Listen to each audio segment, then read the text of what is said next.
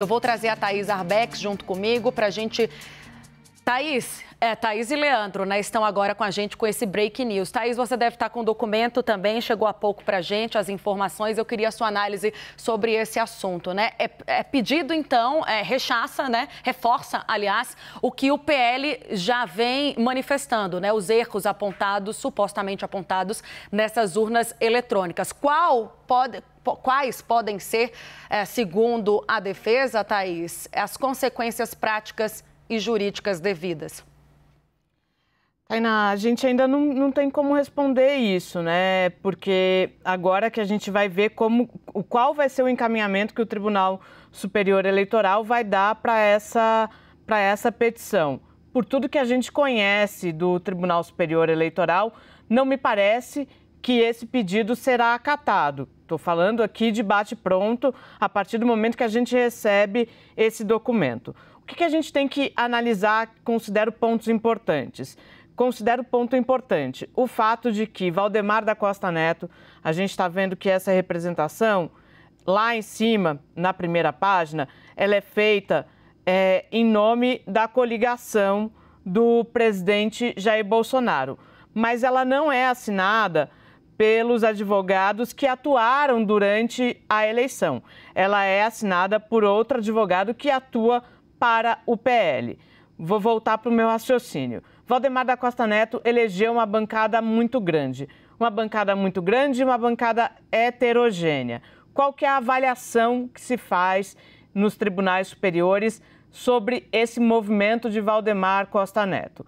Há uma avaliação de que ele está tentando, de certa forma, manter o controle do partido. E vou tentar explicar por que eu estou dizendo isso. Porque uma parte do PL é do PL raiz, do PL já pragmático, do PL que era PR. Outra parte são aqueles deputados que vieram com o presidente Jair Bolsonaro. São os chamados bolsonaristas, que têm a pauta de questionamentos à atuação do judiciário como uma das suas grandes bandeiras. Então, ao ceder para esse grupo, há uma avaliação de que Valdemar da Costa Neto está cedendo, mas ele dá sinais dúbios para o judiciário. Ele diz que o resultado não vai questionar o resultado, mas entra com uma representação pedindo para invalidar algumas urnas. Então, há uma avaliação de que é um gesto dúbio. Esse gesto que ele faz, ele procura integrantes do judiciário, faz uma sinalização e, ao mesmo tempo, faz essa sinalização para essa ala do PL que é mais ligada ao presidente Jair Bolsonaro. As consequências dessa ação a gente vai ter que acompanhar. Já estou tentando repercutir aqui no judiciário para tentar entender quais podem ser os próximos passos, mas volto a dizer, por tudo que a gente conhece do Tribunal Superior Eleitoral, de toda a condução do presidente do TSE, Alexandre de Moraes, nesse processo, o que a gente pode dizer é que muito provavelmente esse pedido não vai ser acatado, mas eu prometo voltar com apuração certeira daqui a pouco. Thaís Arbex, obrigada pela sua análise e pelo contexto. Quero te ouvir também, Leandro Rezende. A gente precisou te cortar, mas você contava um pouco também do que virá na manifestação do Valdemar Costa Neto. Está de acordo, eu acredito, com o que a gente viu agora, né, nesse documento que foi Breaking News aqui no 360.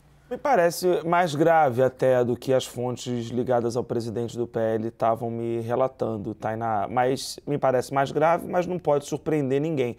Foram meses de diversas declarações do presidente Jair Bolsonaro questionando as urnas eletrônicas, mas isso muito antes de 2022. É claro que agora, né, no ano eleitoral, isso acabou se agravando mais. O presidente jamais confiou na justiça eleitoral, nunca apresentou prova alguma de que o processo eleitoral desse ano pudesse ser fraudado, sempre deixou isso no ar, sempre deixou isso em suspeição, mas agora, findada a eleição, se tem aquilo que o presidente o tempo todo ensaiou que iria fazer, questionar o resultado da eleição. Na prática, o que a gente está vendo é isso, né? Quando o presidente, essa manifestação enviada ao Tribunal Superior Eleitoral, ela pede a invalidação do dos votos que foram depositados em alguns modelos de urnas eletrônicas. Tem ali uma argumentação técnica que caberá ao Tribunal Superior Eleitoral responder a essa argumentação técnica, mas se esquece que nesses modelos de urnas eletrônicas, candidatos do PL, que não o presidente Jair Bolsonaro, também receberam votos, também foram eleitos, e o Tarcísio Gomes de Freitas foi eleito governador de São Paulo, fora as outras dezenas de amplas vitórias que o bolsonarismo, que a direita do PL e de outros partidos ligados ao presidente Jair Bolsonaro tiveram nas eleições de 2022. Né? Do contrário, então, se por uma questão lógica, a campanha do presidente ali, o presidente está pedindo também a invalidação dos votos que foram concedidos aos seus aliados também, né? Isso é uma questão que já coloca uma contradição nesse pedido. E tem ali, Tainá, um texto, eu consegui dar uma lida aqui muito rápida, né? A manifestação, só para quem está nos assistindo entender, ela tem 33 páginas e ela tem ali mais de 97 pontos, né? Ela é divididinha ali por pontos do que a campanha do presidente, o presidente Jair Bolsonaro está solicitando ao Tribunal Superior Eleitoral. Ali na argumentação, perto do finalzinho, na página 31, tem um momento, né, em que a manifestação admite que não há como provar objetivamente que houve algum tipo de vício, ou seja, de erro deliberado nessas urnas eletrônicas, as quais o presidente quer que os votos sejam anulados. Vou ler exatamente o que está escrito para ver se me faço entender melhor. Ou seja, diz o documento, ainda que se possa defender a probabilidade de que os resultados divulgados por essa Corte Eleitoral, no caso, o Tribunal Superior Eleitoral, referente às urnas dos modelos, aí cita que os modelos possam, em tese, não conter quaisquer vícios com relação ao registro e à contabilização dos votos dos eleitores, o provável não serve ao processo eleitoral. Ou seja, esse questionamento, ele se baseia, esse parágrafo, né, tentando traduzir ele se baseia numa suposição de que a auditoria não conseguiu garantir que está errado e por não ter conseguido garantir que está errado, esses votos precisam ser anulados. A julgar por todas as decisões que a gente viu do Tribunal Superior Eleitoral ao longo das eleições, se trata de uma representação que não deve prosperar. Vamos ver como é que vai ficar daqui para frente e o que dirá o presidente do PL, né, que prometeu diversas vezes e deu várias sinalizações de que não questionaria o resultado das eleições. Obrigada até por você trazer esse trecho importante. São 33 páginas, gente, de pedido da defesa do presidente Bolsonaro, que, resumindo para você, está pedindo a anulação dos votos que foram computados em 5 modelos de urnas diferentes, que somam 250 mil urnas, como já havia adiantado em vídeo anteriormente na semana passada o presidente do PL, Valdemar Costa Neto. Agora é um pedido formalizado, está aí o trecho principal desse pedido de 33 páginas que faz menção a essas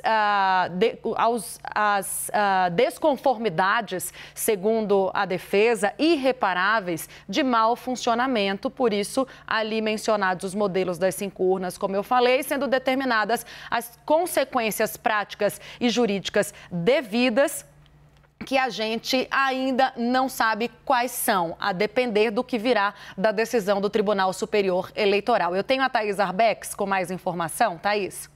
Tainá, tem um trecho bastante interessante, exatamente anterior a esse que o Leandro acabou de nos ler, que ele diz o seguinte: o que se busca evidenciar com esse resultado empírico, extraído das urnas eletrônicas do modelo UE 2020, a partir dos elementos de auditoria válida e que atestam a autenticidade do resultado eleitoral com a certeza necessária na concepção do próprio Tribunal Superior Eleitoral, aí o trecho que é interessante é que os votos válidos e auditáveis do segundo turno do pleito eleitoral de 2022 atestam resultado diferente daquele anunciado por esse tribunal no dia 30/10/2022, conferindo posição preferencial de 51,05% dos votos da população ao presidente Jair Bolsonaro. Então, isso que o Leandro estava colocando, de que também foram essas urnas que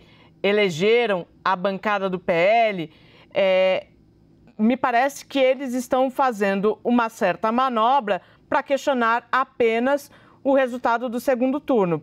Pelo menos é o que parece nesse documento aqui.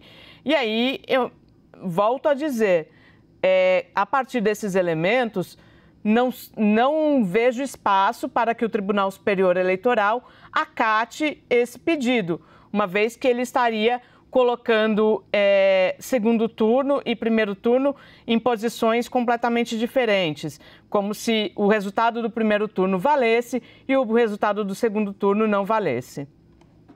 Bom, gente, aí ó, a parte que foi destacada, vamos voltar, Igor, para o pessoal acompanhar com a gente também, na página 31. Eu trouxe para vocês os pedidos feitos pela defesa, o principal deles a gente já deu destaque, que é a invalidação de 5 dos votos registrados em 5 modelos de urnas eletrônicas. E antes disso, tem esse trecho que a Thaís e o Leandro deram destaque agora há pouco, que abre margem para um questionamento, ao que parece, apenas das eleições no segundo turno. Ou seja, a eleição de primeiro turno do Legislativo, que elegeu o PL com a maior bancada da Câmara Federal, não seria invalidada. Os votos computados por esses deputados não seriam invalidados. O que a defesa do presidente Bolsonaro parece estar pedindo ao Tribunal Superior Eleitoral, gente, é apenas a invalidação dos votos computados em segundo turno por essas 250 mil urnas que supostamente, segundo o levantamento do Instituto Voto Legal, contratado pelo Partido Liberal do presidente Bolsonaro, apresentaram desconformidades irreparáveis de mau funcionamento. Isso vai ser esclarecido para vocês que estão com a gente no 360 daqui a pouco, numa coletiva de imprensa. O que a gente tem nesse momento é a imagem do lugar onde a coletiva do Valdemar Costa Neto vai acontecer. O Valdemar Costa Neto, que é o presidente do partido do presidente Jair Bolsonaro, o PL, e já vai dizer aos repórteres o que justifica o pedido ao Tribunal Superior Eleitoral. Também deve, eu acredito, apresentar maiores detalhes sobre o que ele diz, o que ele diz que é um mau funcionamento das urnas eletrônicas, de 5 modelos. O que exatamente Valdemar Costa Neto tem que explicar foi encontrado nesse levantamento do Instituto Voto Legal. Anteriormente, no dia 19, quando ele veio a público e gravou um vídeo já trazendo um pouco desse contexto do que viria a fazer o PL, o Valdemar Costa Neto já disse o seguinte, né? Pelo estudo que nós fizemos, tem várias urnas que não podem ser consideradas, já dando uma indicação do que viria no pedido ao Tribunal Superior Eleitoral. São as urnas de 2020 para baixo, urnas antigas, diz ele. Todas elas têm o mesmo número, não tem patrimônio, não tem como controlar urna. A urna disse, estimando, Valdemar Costa Neto, neste vídeo, que são 250 mil urnas com problema de funcionamento. Eu tenho os nossos analistas ainda para a gente continuar analisando esse assunto, que é o assunto do momento, agora toma conta do noticiário e do 360. Leandro Rezende, você está dando uma olhada no documento, quer trazer alguma contribuição? Estou conversando com pessoas aqui do PL também, esperando resposta, Tainá. Desculpa até a quem está nos assistindo está olhando para baixo, mas é porque a gente está tentando repercutir isso, né, e entender exatamente em que medida que se dá esse questionamento, porque se trata de um assunto muito sério e não dá para a gente não lembrar que estão acontecendo manifestações pelo país que têm um caráter, muitas vezes, antidemocrático e que precisam de algum tipo de motivação para continuar existindo, né? E é por isso que a gente precisa ter cuidado exatamente a explicar esse tema, né? Porque, enfim, tudo pode ser usado para poder incentivar esse tipo de manifestação que já produziu gente ferida, já produziu uma série de imagens que não são bacanas para uma democracia como a nossa, né? Agora, de relevante assim, a destacar por enquanto, né, primeiro, né, que o partido do presidente, o presidente Jair Bolsonaro, solicita ali que o Ministério Público Eleitoral também fale, né, e aí tomando pela memória, o Ministério Público Eleitoral, quando teve aquela manifestação do presidente Jair Bolsonaro com os embaixadores no meio do ano, divulgou uma manifestação super dura contra aquele ato que o presidente da República fez, quando ele chamou os embaixadores para apresentar questionamentos ao funcionamento das urnas e à Justiça Eleitoral. Aquilo foi, ainda no mesmo dia, desmentido pelo Tribunal Superior Eleitoral. Eles encaminharam 20 pontos ali de destaque a serem desmentidos da fala do presidente, tão logo ela terminou. Aquilo foi ali um arrazoado de tudo que o presidente falou sobre as urnas e o sistema de votação do país desde 2019, praticamente. E aí o TSE divulga esse material e o Ministério Público Eleitoral, quando é instado a se manifestar, né, sobre esse assunto, divulgou uma manifestação bastante dura contra o presidente Jair Bolsonaro. Então, é um dos atores para a gente observar como é que vai reagir, né? Se, primeiro, vai ser provocado de fato, né, por decisão do TSE a se manifestar e em que tom vai dizer aí sobre esses questionamentos apresentados pela campanha do presidente. Também não acho demais ressaltar, gente, que o Tribunal de Contas da União também acompanhou o processo de votação, a Ordem dos Advogados do Brasil acompanhou o processo de votação, ninguém encontrou nada que desabonasse o pleito de 2022, né? Então, agora, a acompanhar aí em que termos também vai se dar a repercussão política disso dentro do partido do presidente e qual Valdemar Costa Neto vai aparecer em público daqui a pouco, depois da divulgação dessa ação que o presidente entrou lá no TSE. Isso, Thaís Arbex, algum comentário a mais também sobre esse assunto? Eu sei que você também está procurando informações junto às suas fontes, ao Tribunal Superior Eleitoral. Quer fazer algum destaque por hora?